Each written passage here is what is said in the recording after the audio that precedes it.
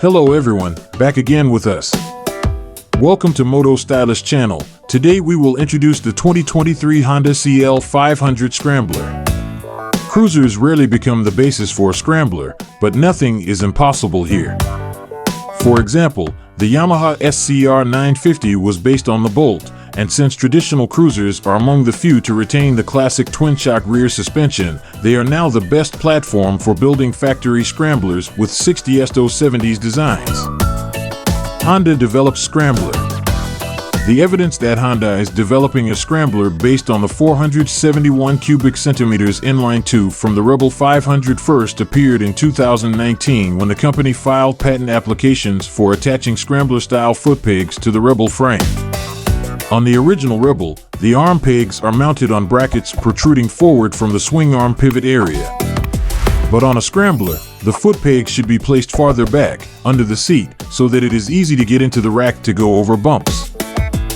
Honda's solution seems simple. The patent application shows foot pegs mounted on an alloy plate, which is in turn bolted to the stock mounts on the frame, but this creates a new problem for designers with the placement of the rear brake master cylinder and brake light switch. The 2019 patent explains the solution to these issues. Details. The image attached to the patent shows that the GTZ has been moved just below the swing arm pivot under the frame, and a lever from the brake pedal leads to it. This lever was innovative enough to be patented, and it was in this patent application that the above image was found, in which the footboard has an extremely recognizable appearance, a wide toothy base with a removable rubber insert.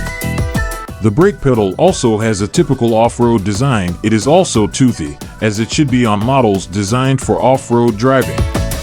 The engine shown in the general view is unmistakably an inline-two from the Honda CB500, used in a variety of models from the CBR500R to the Rebel. The frame is basically the same as the Rebel, but with a different subframe. The Rebel's subframe is angled down where it attaches to the main frame to keep the saddle lower, while the Scrambler's is horizontal. This not only raises the seat, but also allows you to increase the length of the rear shock absorbers and their travel. Unfortunately, the details of the design according to this sketch cannot be read yet. This is just a general outline, which, in general, is not intended to illustrate anything.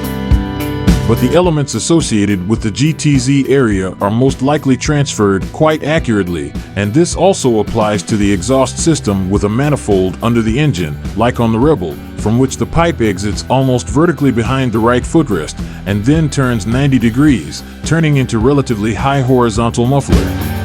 Quite an unusual configuration, but something similar was already implemented by Honda in 2015 in the form of the Bulldog concept, a motorcycle with a deliberately rugged style, somewhat reminiscent of the Honda Ruckus and based on a Rebel/CB500 motor, which is expected to be based on Scrambler CL500. The Honda CL500 is rumored to be very similar to the motorcycle shown in the 2019 patent, and it will arrive later this year, according to Japanese rumors.